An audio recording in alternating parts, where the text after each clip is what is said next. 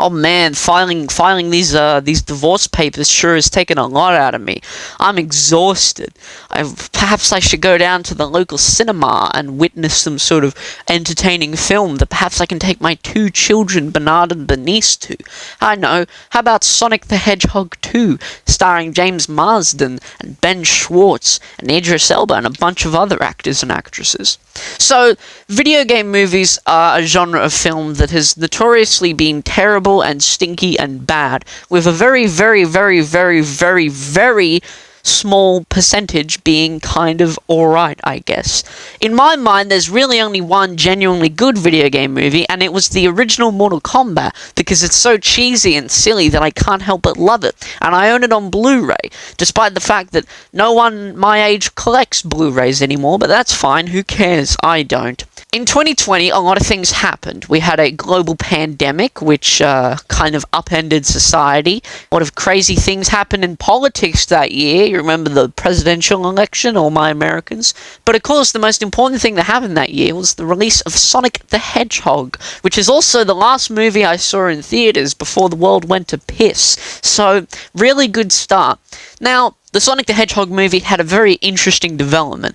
Initial trailers seemed to horrify the entire world because Sonic looked terrifying. My god, who on the design team thought that would be a good idea? He looks like a small child in a fursuit. It was so scary, I had to go down to the DVD store and rent a copy of Human Centipede just to relax myself after seeing it. The internet so hated this design that they sent the studio a lot of, shall we say, constructive criticism, which forced them to essentially delay the movie a whole year so that they could create a better Sonic. And what do you know, they did, because this design, it's very cute and lovable and marketable. All the children will want to buy a little plushie of Sonic. He's so cute and blue and fuzzy. Look at him with his little shoes and his little nose. He's very lovable and huggable. And he's voiced by Ben Schwartz, one of the 3 people in Hollywood who is genuinely cute and lovable and huggable and very soft and cute. He's a cute little fella. Ben hit me up after this.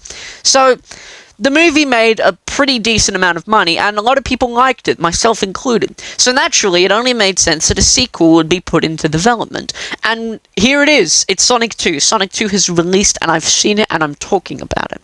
Sonic 2 picks up after the first movie, focusing on Sonic, as per usual. But we also have the introduction of a few new characters. Tails, from the video games. Knuckles, from the video games. There's a post-credits reveal from the video games. It seems as though the sequel is hell-bent on incorporating multiple elements from the video games, as opposed to the first movie, which featured Sonic, Robotnik, and that was kind of it. It's a pretty good sequel. I think it really does a good job at elevating the story from the first film, while also continuing on the general tone and consistency. Special effects look pretty good. There's never really any moments where I thought to myself, wow, that CG looks so unrealistic, it looks like my wife telling me she loves me. So, Sonic 2, is it a good movie? I'm going to answer that question right up front. It's good.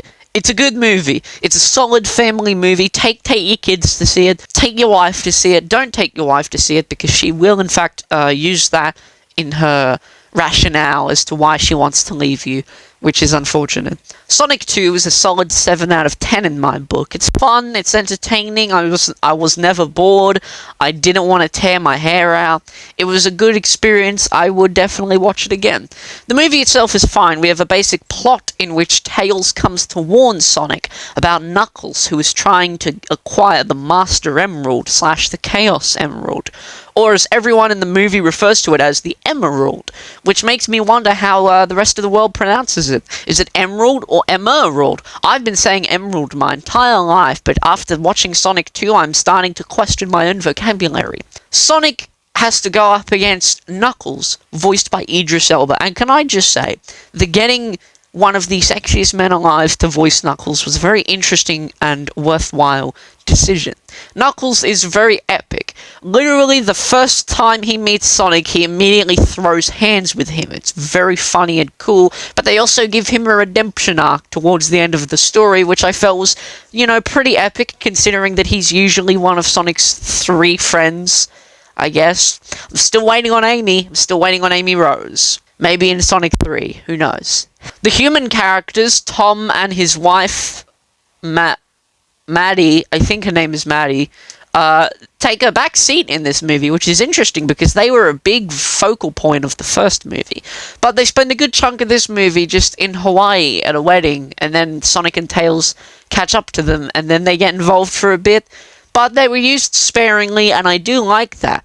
I think the greater emphasis on Sonic and his little fuzzy friends was a pretty good choice, considering that outside of Tom, every human character is kind of forgettable, except Robotnik. I love Robotnik. Jim Carrey, he's still got it, man. He's still zany and goofy, and he did a funny Fortnite dance. He did the floss. You remember the floss? That was kind of cool. That was very cool. The action in this movie is definitely an improvement from the first. The fights between Sonic and Knuckles are a highlight because of Knuckles' pure physical power versus Sonic's incredible speed. It made for a very interesting matchup. It's a very fun, very enjoyable experience.